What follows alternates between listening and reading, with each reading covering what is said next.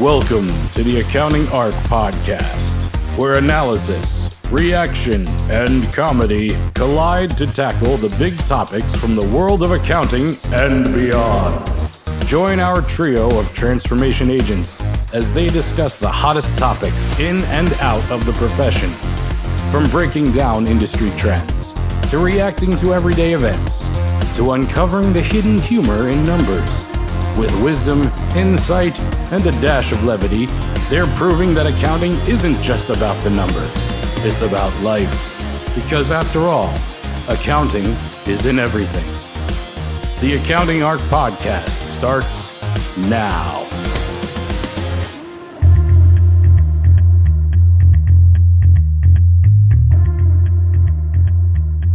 Hello, everybody, and welcome back to another episode of the ARC Podcast. We've got a fun conversation today.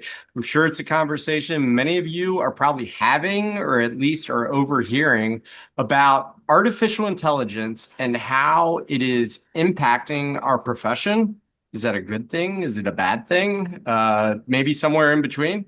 I think we've got a lot of opinions and perspectives that we're going to get into, and maybe also talk about how it's impacting other industries or professions and how we can contrast that to accounting. From my part of the world, being pretty involved in a lot of the conversations with artificial intelligence online and in person, it is really interesting. A week or so ago, there was a thread just lightly about artificial intelligence on being used in accounting. And one of the commenters in LinkedIn commented that AI is going to put us all out of business anyway. So how are we supposed to compete? That kind of struck me as probably the wrong way to be looking at how things are changing in our worlds, in our lives. And it really struck me that a lot of people are feeling that way. So I think, for me, the first thing that I would tell everybody is this is a big opportunity, I think, for us to really enhance the way that we're operating, both public accounting firms and as private accountants. We all have people that we are working with. Liz, how did you respond to that guy? The burning question. I know. I didn't. I didn't because, to me, it was like that perspective was such a strong position that I was just like, I don't know that I'm going to have a constructive response. So I took a screenshot of it to save it. And I've thought about writing a response post that would be a little bit more constructive. Maybe after our conversation today, I'll be inspired to do that. But yeah, I just kept scrolling. Interesting. I probably would have quipped back with "you are correct." Because if that's your mindset, then you will be put out of business with the coming technology. So preordained destiny, maybe? That's right. What do they call that? A self-fulfilling prophecy? Yes, that. Yeah. But yeah, I mean, if that's your mentality, if your mentality is, it's just going to put us out of business, then one, you're not doing real knowledge work. And two, yes, you are absolutely correct. And good luck. Thanks for participating in our profession for a hot minute. I'd love to shake your hand, and I'm curious what you're doing next, because clearly AI has taken over your job. And that's it. Like I've said it before on this podcast. I mean, if your value is like typing numbers into a screen, then guess what? You're right. Then you are going to be replaced, because there is a very near future world where we are no longer typing numbers into screens. And that is not what we should be paid to do day to day. Completely. And actually, I have data to counter that person's position, because you guys know I've been presenting about this for a long time now. And so and one of the things I do is I explain AI, I explain machine learning, and then I ask a poll question. How do you feel about the impact of AI? And my sample size is probably up to a good several hundred, more than a few hundred, probably several hundred now. And the vast majority, super majority, I would even go as far as to basically say, I'm excited about this. It's going to be a big change, but this is like what we need. It's a boon to our profession. And so the ones that are truly doing the knowledge work, especially at the CPA level, I think that's where you see a difference in that perception of what's the impact going to be. Well, and you guys know me, I like to think about things from a historical perspective and then what the implications moving forward are, right? So when I started, it was paper-based systems, and it was far too late in the game of computerized processes for a firm of the size I was working at to be on paper-based systems. And the reason we were still on paper-based systems is because people were comfortable with them, right? They were easy because they knew what was going to happen. And the conversation that they were having then was, we're never going to have to hire tax associates or audit associates or first years. We're never going to need first years anymore because we're going to have everything online. And so theoretically, all this work is done for us, right? And that was BS then. It's BS now. Like, we need people that are trained, and yes, a first year today is doing something totally different than they were doing when I was a first year. And that is wonderful, because the work I was doing as a first year was like pulling paper shoeboxes of crap off of a physical rack and like organizing and scanning, opening people's mail. Like, it was very awful and awkward and not fun. And now, all that information is coming to you already in a PDF, already organized, and there's systems that are tagging everything for you. So, yes, the first year job role changed, but the need for them did not change. So we can extrapolate forward and say, oh yeah, so like, you're not going to have to sit in front of an Excel spreadsheet programming macros or like running ridiculous VLOOKUP, XLOOKUP, like crazy compounded if statement BS, because you're just going to type into an AI, hey, make this thing do this thing, but you're still doing it. Liz, you just gave me like severe anxiety. Remember rolling forward Flashbacks. paper audit binders, like to roll forward a paper audit, like removing the ACOs and figuring out the permanent files to move forward. And oh my God, I forgot about that. Well, you probably blocked it out. It's a trauma memory. It's a trauma. It is a trauma. It is Nobody wanted to do that work, right? And so I guarantee you, the first years of today that are sitting in front of Excel sheets with like all these complex formulas doing crazy stuff are going to be in 10 years like, oh, you guys, like what I had to do as a first year would give you nightmares. And we're just like, kid, you don't know what you're talking about. Yeah, that's starting to sound a little bit like the grandfather walking uphill in the snow both ways. We had paper 100%. Cuts on every finger. You should have seen the Band-Aids we went through. Dehydrated hands because the paper just sucked the moisture out of them. Oh, the worst. And then you had to redo work papers when you got blood on them. Like, it was horrible, guys. It was really dramatic. Yikes. How far we've come. And you're absolutely right. Another thing to think about historically, because I love thinking about that too, is, there's a lot of concerns that so much of the work is going to go away that we now won't even need to work as hard or as much. In fact, Bernie Sanders just proposed a 4-day work week because, with AI, we're going to get more done in less time. And that just hasn't proven to be accurate at any point in history when we have become more productive. And therefore, we have worked less because we are capable of doing more. It just doesn't work. We as that's humans, not how capitalism works. Right. We have an ability to consume the full capacity of whatever is possible. And this idea that we would actually be doing less in the future because AI will be doing so much more is just a ridiculous idea, because we will fill that time with doing more. Spoken maybe like by being more capitalist.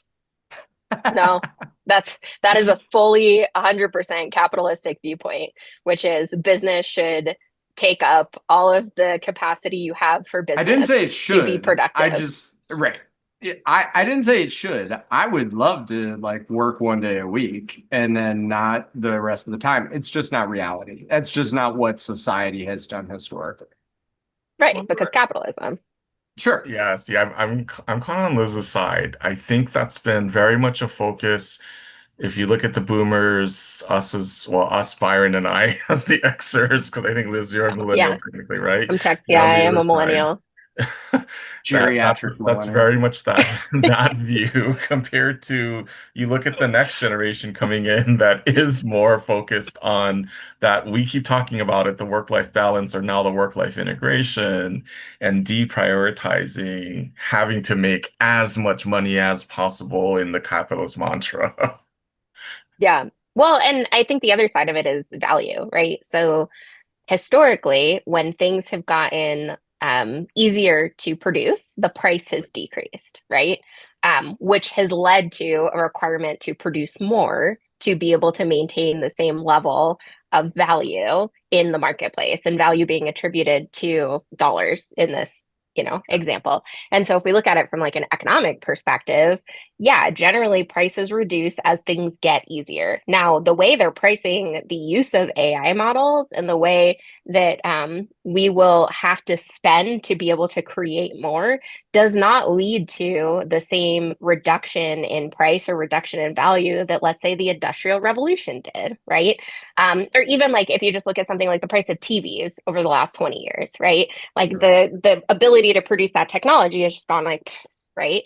And so you can buy a 55-inch beautiful LED TV right now for like $200.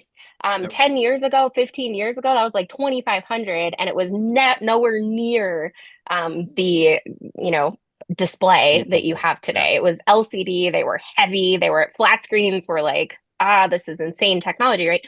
And so I bring that up to say, when you look at the pricing and the foundational piece of economics, for the productivity piece of it, for the requirement to produce more, you have to have a decrease in price. And then, it balances itself out on that curve. And so I bring that up to say the tenets of capitalism will fill the capacity that you have, because the goal is to get each individual to produce as much as possible from an economic perspective, which is why we have, gross domestic product being one of the main measures of a country's success in today's day and age, which I think is an interesting decision on many parts, but I would digress That's for probably hours on another, we that could probably topic. do a whole another podcast on that Absolutely, one. we can. I'm with you. I'm But taking there are other note. Write that countries one that down. use other measures. So, just putting that out there. But the assumption that you're making, Byron, is that the ability to produce as much work is going to become cheaper. And therefore, the pricing would have to decrease, so it would fill more capacity. Where if we all make the decision that the value that we're providing is consistent with the price that we have today, that doesn't occur to the same degree, right? There will still be, I don't think we're going to get to a 4-day work week. I don't think we're going to like cut out a ton of manpower. I think we will fill that time with other things or more clients or more whatever. And also, it should make those projects easier and more timely. And so there's more of them happening in rapid succession. Absolutely. And I think I don't believe pricing should or will go down at all. In fact, I think it should actually go up, because if done properly, we should have technology doing the transactional things, and us as humans should be able to deliver a higher touch, therefore higher value level of services to our clients and Well, our and more customers. timely, right? Like more timely Absolutely. information is important. Is But valuable. also, we will Yep. have firms with fewer employees, right? Because they will have agentic AI doing many of the administrative and back end tasks. Yep. And that should be able to be handled by fewer people. To deliver But- the same level of revenue and services as they are today. Correct. Right. But this is the conversation I have with clients all the time, right? Like, here's a great example. On our leadership call this morning, Chris on my team brought up one of our clients was trying to figure out how to, get rid of one of the things we do for them, which is not significant. It's like an invoicing thing, right? That we have to go manually manipulate data, get the information for the invoices, invoice their customers, right? And they were like, oh, all of this should be able to be automated, and then we don't have to pay you to do that. And I was like, I am not interested in building automations for clients to Nope. like reduce the amount they're paying us. Because the implication there is that we have now built this, we're going to maintain it. This is still the same value of work. We are still doing the same thing. We're just doing it faster and utilizing tech to do it, and insulating them in case one of their team members is out, right? Like that task is still going to happen without them there. It's just a different level of communication that happens between us. But it's a conversation you have to have with clients frequently, because they think, and this has happened to us, we've had clients fire us after we've automated all their accounting stuff. So they're like, well, we don't know what you do. And it's, well, we maintain all of this. We talk to you about like your business decisions. We have strategic conversations, and they were not valuing that. They were only valuing the underlying accounting. And so I think it is an interesting conversation, and maybe it's a point of clients need to be educated and understand. And then on the flip side, need to value the strategic side of what we do. Well, themselves implicitly. And the people doing the work need to know where the value is, because to your point, there's a lot of people who are doing that transactional stuff who don't know how to even communicate what the value is that you're actually delivering, because they don't know. Right. Interesting to hear what your that challenge, Liz, because that's exactly why we got out of doing any type of traditional accounting work, and we only work on the strategic the transformative things, because that way we're always working on the new, the different, and once we've automated it, then we pass it back to whether it's their traditional accountant in-house or a service provider. So it's you just kind of revalidated our firm strategy to stay focused on these bigger changes. Yeah, well, and I think that there is a lot more value to provide to businesses directly, right? And I think a lot of firms do audit and tax, which are compliance-based things, right? So any automation you're doing on that side is truly automating your internal processes to be able to deliver something, which doesn't go back to the client. But when you're talking about outsourcing any of their internal operational matters, including, finance, accounting, the things that we see on a day-to-day basis for these businesses that they have to do generally internally, we outsource, right? So I bring this up to say it is a rare client that understands everything we do, and they might value our cash flow support, right? Very, very much so, but they don't care about their bookkeeping, right? They just care that there's a tax return filed at your end. And so it's up to us to maintain and to communicate the value that we provide, because there will be baseline competitors, and small businesses, micro businesses will likely want to use them. They'll likely want to use the agentic AI that is capable of preparing their basic business tax return. Is that AI going to figure out like, oh, hey, these books are done wrong, maybe a little bit on the tax side, but that's not there yet. Right now, it's just putting the numbers into a return. So they're taking what you have prepared internally, not looking at it, not thinking about it strategically, and throwing it on a return. And in 2 years, you might get an audit letter, and then you have to support a return that you don't know how to support. And that's where you hire a real CPA to come in and look at it and say, oh, well, all of this was wrong, so let's go back and fix it. And this is why, right? And so, it's a cycle, right? Business owners always value us more if they've had issues in the past. This is not their first business. They've tried to sell a business. They've tried to buy a business. They've tried to get a loan. There's all these different incremental things that a business does that makes them value what we do. And so as long as you have the right clients and they understand the value of what we're producing and we're capable of giving them, AI is not a threat. In fact, it is probably the biggest strategic advantage that has happened since any of us have been alive. Amen. When you gave some great examples there, and I think if we can pivot the conversation a little bit too, because I think we're all with you on that.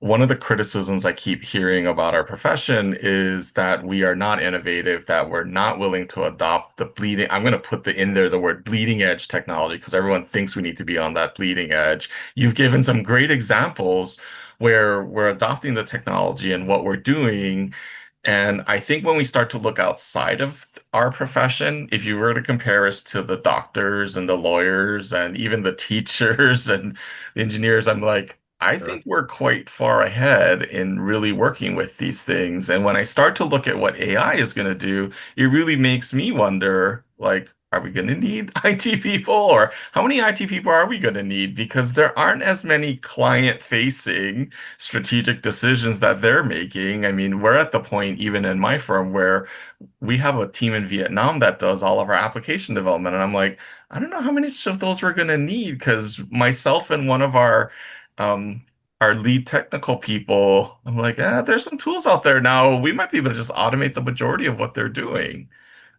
Correct. Which is exciting. But little piece of trivia, what was the first information system? The very first information system? The first mainstream information system. Information system. First practical application in businesses was accounting. So when people say accountants are not innovative, accountants don't like technology, accountants, whatever, accountants are skeptical because we're taught to be professionally skeptical. And we are by default looking at this with a critical eye, making sure that these things are capable of doing the requirements and the needs. However, historically speaking, accountants are bleeding edge. And I don't mean the edge of work papers with our physical blood on it anymore. Hey, that's a thing of the past. We stop the bleeding edge by adopting technology. Well, and it's true. I mean, if you look at the last 20 years, I mean, the very first accounting firm that I worked at, I was there the day they first bought laptops. And this was so in 20 years, we have gone from an accounting firm buying laptops for the first time to now that same firm, I still know the firm owners, I stay in touch with them, is leveraging artificial intelligence in their firm, where they are a remote firm who has embraced cloud computing, who is gone through all of these transitions. And 20 years is a fairly short amount of time when you look at, the what we were talking about at the beginning of this conversation to what they are doing now. So, the perspective that the accounting profession is slow to adopt technology. Sure, you could find, there's some old gray hair white dudes who are sitting in their office still doing things the hard way, using their fax machine. And, that's true. Those people still exist, but they do not represent the large majority of this profession. I think that's really interesting. I'd love to see statistics on it. And also, I think that many people who are at that level are going to retire before adopting new tech, and their clients are at that level, right? Their clients are not expecting timely things or automation. They are comfortable with getting their tax return in the mail. They are not comfortable with figuring out e-signatures and, emailing documents securely and scanners. And, and there's a lot of elderly people in this country that are not going to figure out tech. So there's a time and place for all of it. I think what we're talking about is the bleeding edge of accountants, those of us that are thinking about the future of our profession and thinking about serving newer clients that are interested in automation, clients that are interested in how to make this better. In today's world, cyber threats don't just target big businesses. They target you. Your small office or home office is at risk. There are a lot of solutions out there. Not all of them have the same level of security. The Soho Protection Package is designed to provide proactive cybersecurity solutions. If your firm is looking for assistance in developing your personalized IT policy, connect with an advisor today at link.improvetheworld.net/Soho Cyber. Gain peace of mind that you have the right technology in place to stay protected.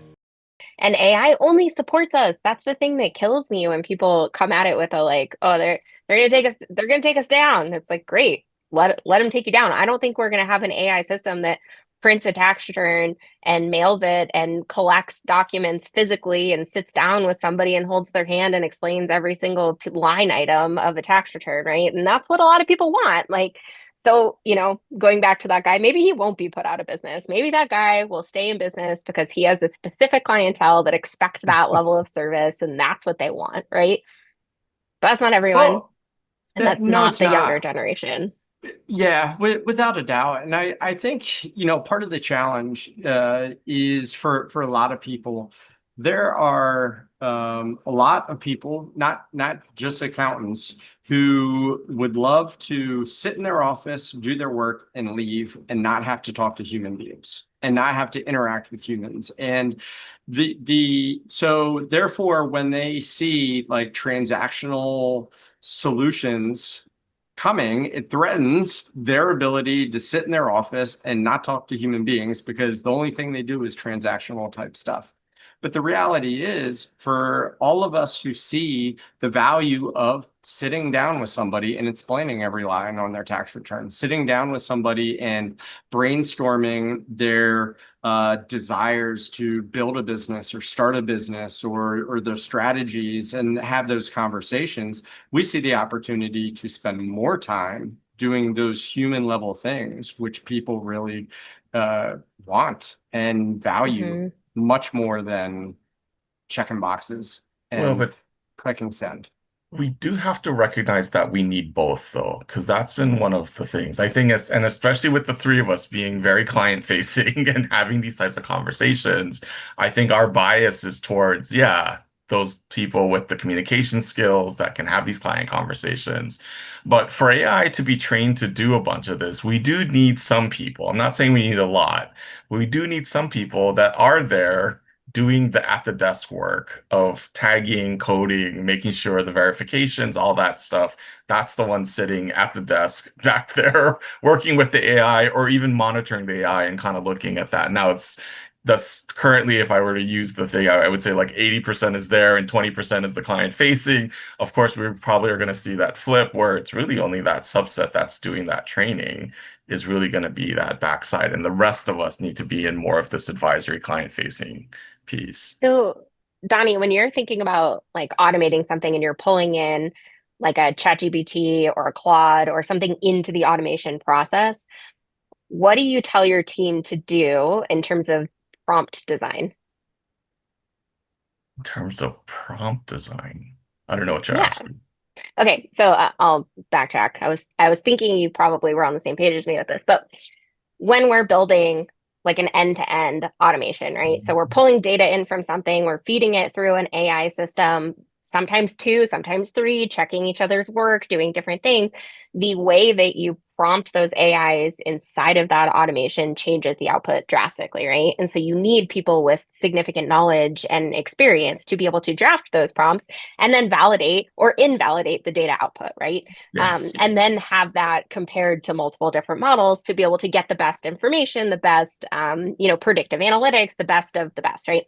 And so the first thing I do when we're designing those models is I tell the person that's bringing that automation project to the table to go play with it just baseline, right? Like upload an Excel spreadsheet and play with the prompting and iterate on the prompting until you get the output that you want, right? And that can be 100 iterations. That could be a 2-week conversation with ChatGPT to figure out what we need to say to get it to do all the things that we need. Because as anyone who's played with these types of LLMs, many times you give it a prompt, it gives you 80% of what you need.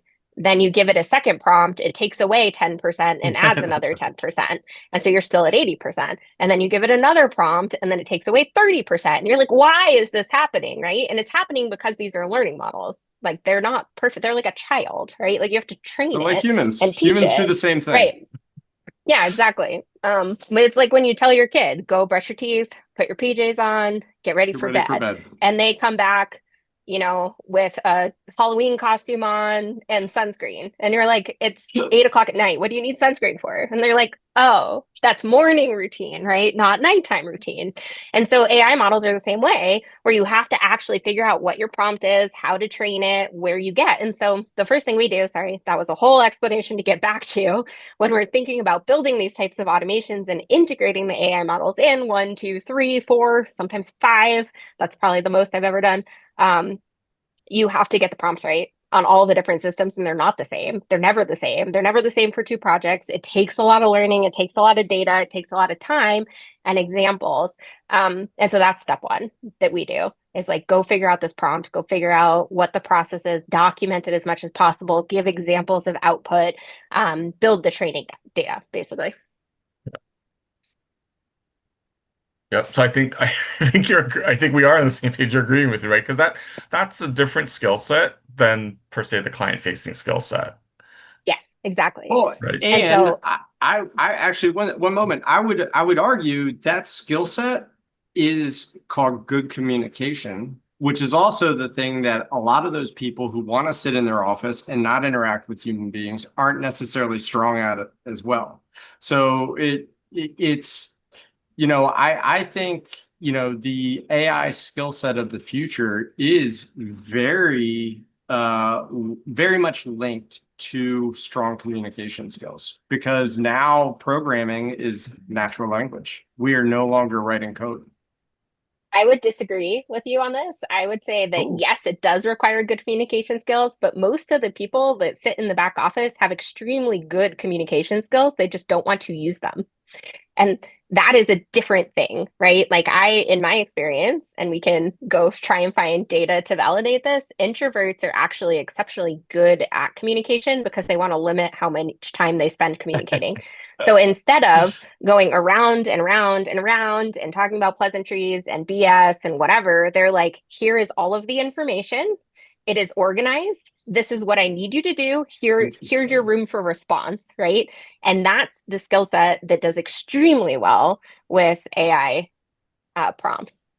I like that. Yeah, I'd agree. Because I was gonna say I think it's a different style of communication, because it's a lot more structured, which is kind of what Liz was just going towards too. It's a very structured communication. It's very intentional, which is different from the empathy and that, right, when you're working with a client, you're showing the empathy. It's more that, I hate to call it humanness, but it's that creating that connection and that rapport. That's not that introvert skill.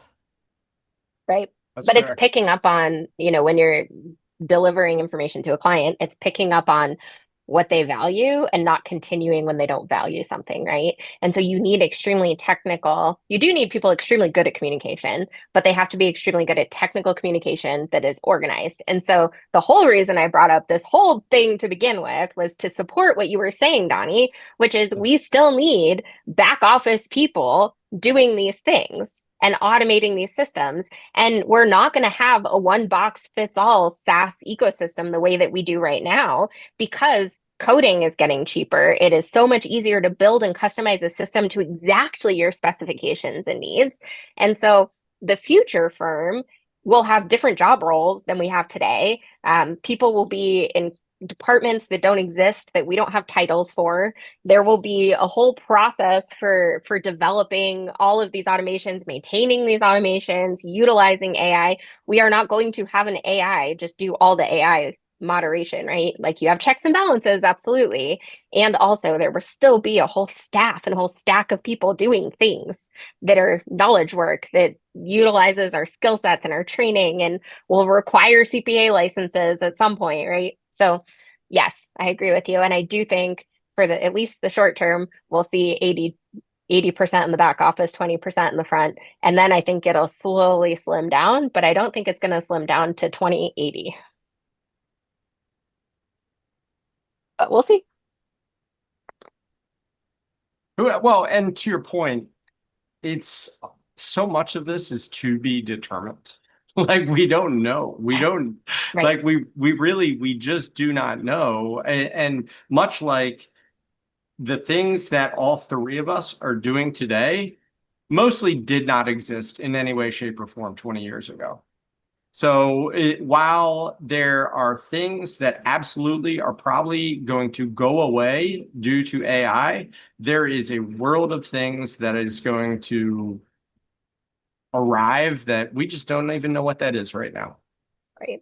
Look, I was talking to an investor who invests in a lot of software companies, and he stopped about a year and a half ago investing in any software as a service at all and started investing in Yes. things like real estate and gold mines and physical services, right? That cannot be replaced, can only be made more efficient with the introduction of technology.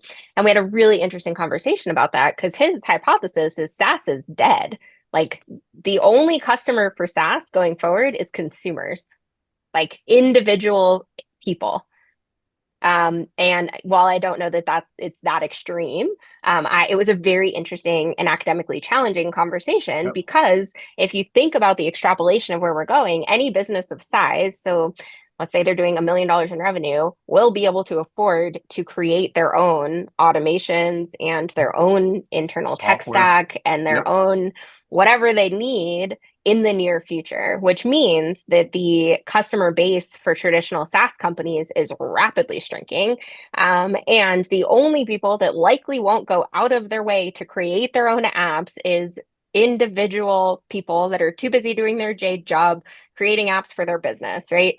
And so it ends up with a very limited and difficult market because, as we all know, B2C type SaaS companies are extremely hard to market and take a very long time to get to scale versus B2B SaaS companies. But, I think it's fascinating to think about what's going to happen next and how quickly we're going to be able to ditch the products that we use every day.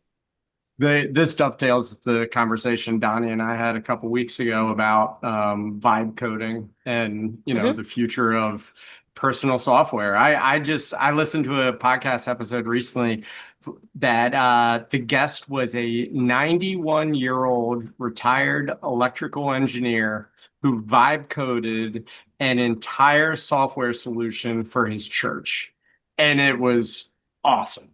And it was custom to the way they do things, the workflows that they have. And like, I firmly believe that there is a near future world where every business is going to be building their own software solutions. It's awesome. Which is why this whole focus on STEM and all of the STEM really worries me now, because that's all the stuff that's getting automated. Right? The vibe coding is going to get rid of the majority of the IT. We see AI doing a way better job of diagnosis than the doctors.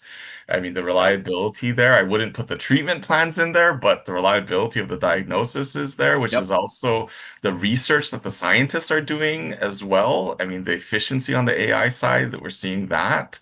Like, I just look, there's all this STEM, even think about like drawings, and we were just talking about Liz building her deck. Like, you could just tell AI, hey, build me the plans and make sure it's compliant with all of these things, right? Like, Absolutely. to me, all that's gonna go in. So I look at that and I go, why are we focusing on STEM? We're gonna tell everyone, oh, get into STEM, come and do all this stuff, and there's not gonna be any jobs there because AI will replace the majority of those jobs. Right. Good use case. So background on the deck story. I'm extremely ADHD, and sometimes I have really impulsive, deep dive major projects that I just take on for God knows why, because my brain thinks it's a good idea. But my partner had been wanting a deck in the back of our house for years, and she's been talking about it and wanting it. And I woke up Saturday morning, we're supposed to go on a hike, and I was like, why don't we just build your deck? But I did use AI to ask what like Simpson ties I should buy and what the like weight capacity was on them and what it looked like for our particular project. Because while I know I needed hangers, I know I needed connectors, I know I needed posts and caps and all of that, like I'm not an engineer. So I wanted to make sure if we have, 20 people on the deck jumping up and down, having a dance party, it's not going to collapse. right? Yep. And so I did that. I asked like, hey, what's this? Like, what's that? And while I knew the basic tenets and I knew the measurements, Yep. because clearly I'm here, that helped me figure out making sure I had the right load capacity on it. And I didn't need to talk to anybody else. I literally just did ChatGPT on my phone while I was walking around Home Depot and I was talking to it like, hey, would this work? What about this product? This is the serial number. Can you look this up and tell me this? Right. And it did all of that for me. So it was great. It is so empowering to do that too, to have those conversations, because it's like, you know enough, but to ask the right questions, but to have to, in the olden days, like Google search that shit and go to 10 different web pages to try to find like all the stuff. It's just nauseating compared to what we have available today, which this is probably another episode to talk about, but I think websites are basically dead in the future from a content perspective, because there's no reason to even navigate them. I'm just going to talk to my digital assistant who's going to You're going to consume the have content and give it to me. that AI optimized content. That's what it That's is right. going to be. Yeah. It won't be human optimized. It won't be designed beautifully. It will be AI optimized, which I think is really fascinating as well. But to be frank, like there were a few mistakes that it made. Like it told me to buy a few ties that I looked at and I was like, I don't think that's right. And then I looked it up separately and was like, nope, definitely not right. So there were some things where it was a little off in its interpretation of the general internet, but it did help quite a bit. And it helped more than the Home Depot guy that was looking at me like I was nuts when I was talking about load bearing capacity. And he was like, you're building a deck, who cares? And I was like, oh, okay, I care. We just emphasized again the whole need for human validation That's of right. what it's telling you. Yes, absolutely. But I do think that it creates environment like when YouTube first came out, right? All these people were doing how-to videos and they still do, and it's great, right? And you can watch these videos and like see it and like imagine it in a way that you couldn't before and learn. I think that AI is going to create the next generation of learning, which will enable humans to do more. Yeah, it's exciting. And can we create an AI CP? Just like flatline, can we do this? Because I've been like really into this idea.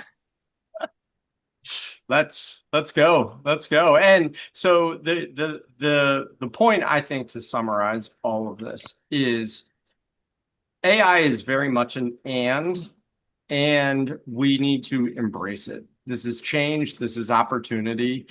To feel threatened just means you're not willing to learn what the opportunities are, figure out the ways to apply them, and be aware of the world is changing, and we need to be willing and open to that change and ready to embrace it, because it's going to create opportunity. It's not going to take anything away if you don't let it.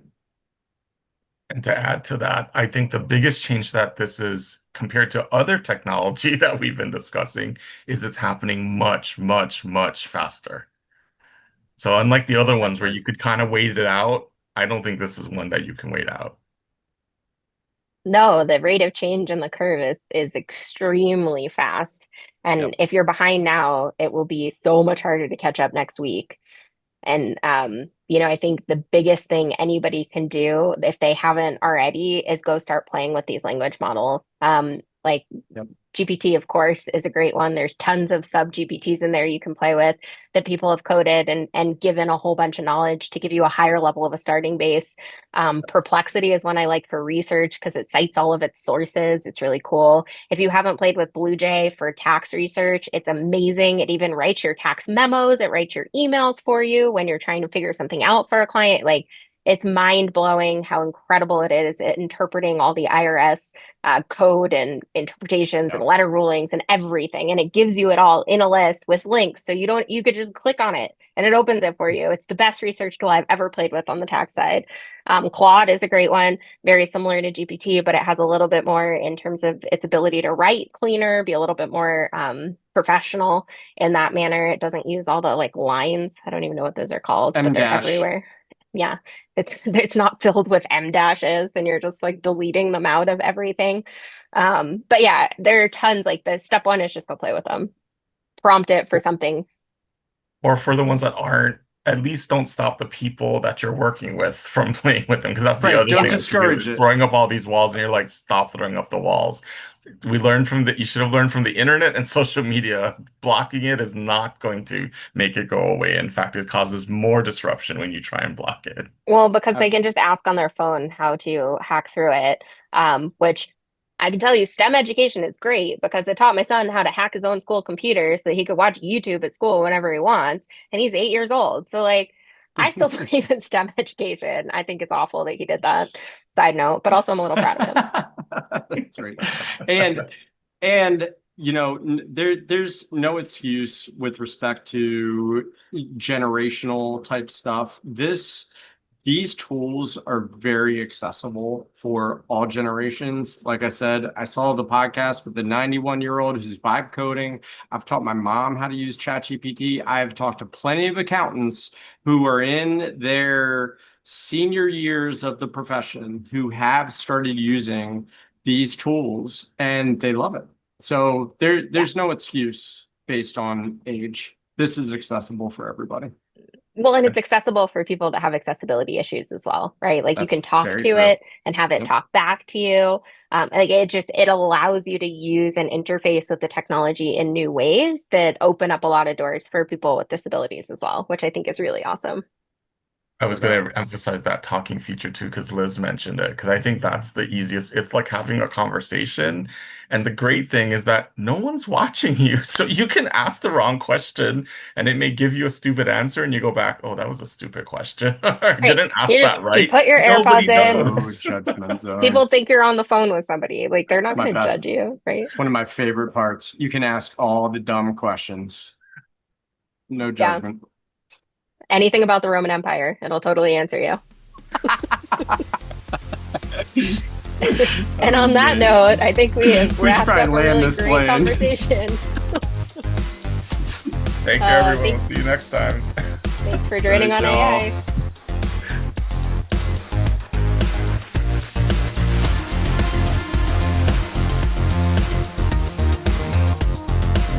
The Center for Accounting Transformation provides business professionals with a network for utilizing innovations that are ready for adoption, the training and resources necessary to apply those innovations, and an opportunity to engage the talent and community needed to further the pursuit of innovative accounting practices that drive responsible and mindful business performance.